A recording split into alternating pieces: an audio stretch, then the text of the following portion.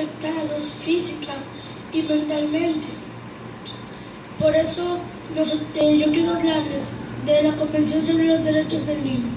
En esta conferencia les vamos a estar hablando de lo que es la Convención de los Derechos del Niño, su historia y la historia de todos los derechos humanos a través del mundo y demás puntos. Pero si nos remontamos a qué es la Convención sobre los Derechos del Niño, todos los derechos de los niños están recogidos en un tratado que obliga a los gobiernos a cumplirlos, a los gobiernos que firmaron.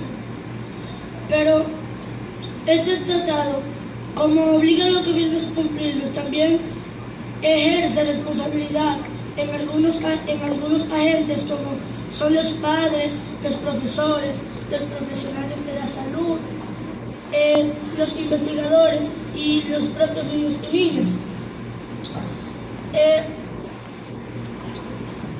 Los 54 artículos que componen esta convención ejercen derecho a todos los niños y niñas sin distinción alguna, pero también que el Comité de los Derechos del Niño está formado por 18 expertos en derechos de la infancia que provienen de países y procedimientos jurídicos muy diferentes. Pero también quiero hablarles de que el Comité de los Derechos del Niño tiene 3 protocolos que lo complementan.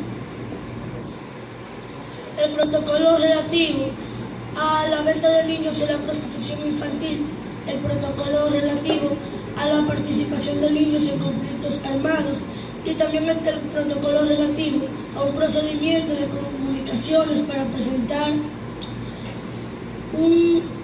clases de denuncias al Comité de los Derechos del Niño. Pero si nos vamos a la historia de la Convención de esos derechos, la Organización de las Naciones Unidas en 1959 emitió esa declaración con sus primeros 10 artículos que tenía, pero esta declaración no tenía fuerza vinculante y obligatoria en los gobiernos del mundo. Por eso, el gobierno de Polonia presenta su versión provisional de esos derechos y lo presenta a la Organización de las Naciones Unidas. Y en 1989 se da la declaración de la Convención de los Derechos del Niño, que fue firmada por algunos países del mundo, convertida en ley en 1990, ya firmada por 20 países, entre ellos España. Hoy en día ya la convención ha sido aceptada por todos los países del mundo, excepto Estados Unidos, que esperamos que se una esta convención. Pero también quiero decirles que cada 20 de noviembre se celebra el Día Universal del Niño, correspondiente a la declaración de la Organización de Naciones Unidas el 20 de noviembre de 1989, que le da sus derechos y protege a los niños. Pero también Ginebra hace su declaración. En el 1924, Ginebra le pone una declaración que tienen que darse a valer los derechos de los niños en 1924, que posiblemente fue la primera declaración que se le presentó a la Sociedad de Naciones, que fue la predecesora de la Organización de las Naciones Unidas. También queremos decirle que tras 10 años de declaraciones con gobiernos de todo el mundo, líderes religiosos, ONG y otras instituciones, se pudo dar esta declaración tras la Segunda Guerra Mundial en 1948. Pero también si nos remontamos a la historia de la declaración, también tras la Primera Guerra Mundial en los años de 1923-1924, la mujer Eglantyne, también conocida como la fundadora de la institución internacional Save the Children, que su traducción al español es Salven a los niños, le daba unas declaraciones a la Sociedad de Naciones que deben darse a valer los derechos del niño. También junto a su hermana Dorothy Baxter, exige que tienen que darse a valer los derechos de los niños y niñas que en ese momento estaban siendo afectados por la Primera Guerra Mundial. Ya hubo unas décadas, tuvieron décadas en superarse las declaraciones, pero en el cuarto Congreso General de la institución se dio la primera declaración de los derechos del niño en el 23 de febrero de 1923. Ya en su quinto Congreso General se llevó a la Sociedad de Naciones la propuesta de que se dieran a valer los derechos del niño. Esta es posiblemente la primera que abarca todos los derechos de los niños, porque la Declaración de Ginebra tan solo tenía los derechos sociales, no los derechos civiles. Pero para que se den los derechos del niño, también tienen que darse los derechos humanos, que fue su Declaración Universal. En 1959, las Naciones Unidas estaba dando una declaración sobre los derechos humanos, que fue la Declaración 217A. El 10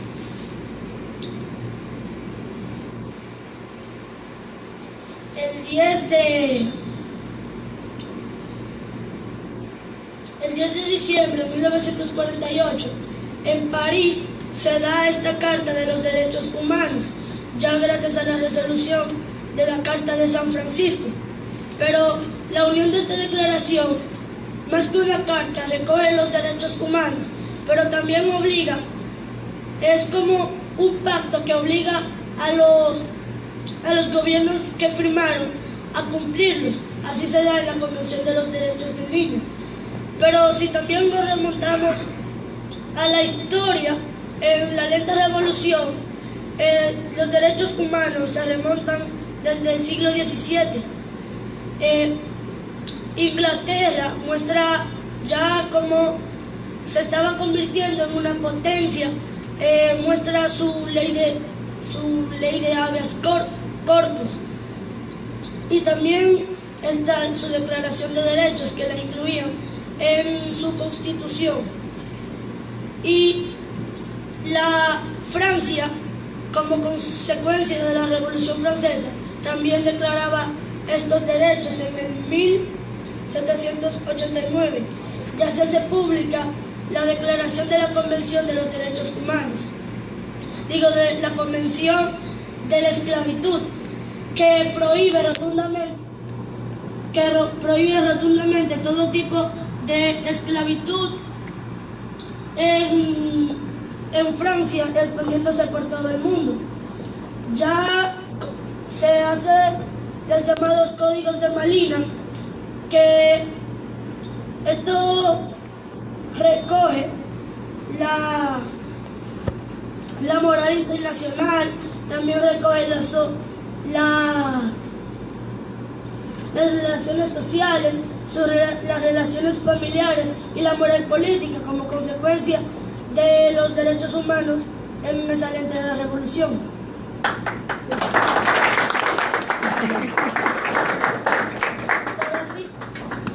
También está que estas declaraciones de los derechos humanos al paso de la historia y de los códigos de Malinas y toda esa lenta evolución fue ignorada por los estados, porque no tenían en cuenta esos puntos, ya que se estaban como evolucionando internacionalmente para llegarse a ser más potencias en el mundo.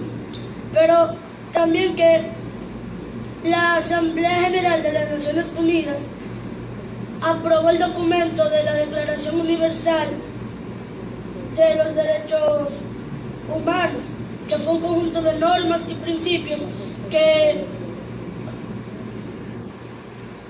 daban garantía a la persona frente a los derechos de los países del mundo. Si también nosotros nos vamos a la Declaración de los Derechos del Niño, que la Convención también tiene sus 10 artículos que hacen referencia a unos 10 principios que les voy a contar en este preciso momento. El principio 1 dice que el niño tiene todos los derechos en esta declaración. El niño puede disfrutarlo, no se hará distinción de ningún niño, ya sea por raza, color, idioma, sexo, de dónde provenga, su posición económica, su clase social, ni demás. O sea que todos los niños todos los niños, niñas y adolescentes caben en este principio número 1. El principio número 2 es que el niño gozará de una protección especial y dispondrá de oportunidades y servicios, dispensando todo ello por la ley y otros medios. O sea que la ley y los otros medios públicos deben proteger y deben hacerse cargo de que los niños reciban estos servicios y oportunidades que deben tener para que crezcan, para que se desarrollen social y moralmente hablando. También tienen que estar en condiciones de libertad y de dignidad.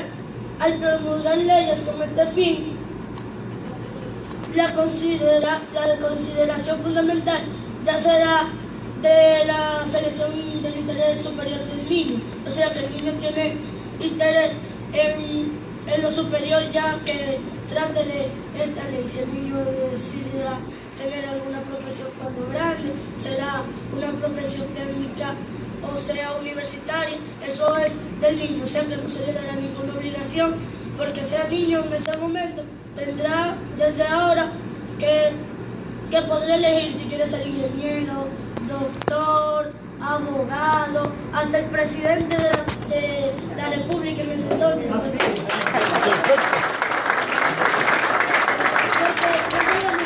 Los niños somos el futuro de la sociedad.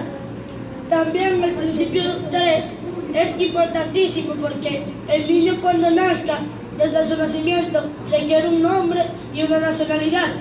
Por ejemplo, si en este mismo momento en nuestro hospital del doctor Helio Fiallo nace un niño, su madre tiene el derecho de ponerle un nombre, ya sea Juan, ya sea Pedro, ya sea correspondiendo a su sexo y a lo que requiera su madre. También requiere de una nacionalidad.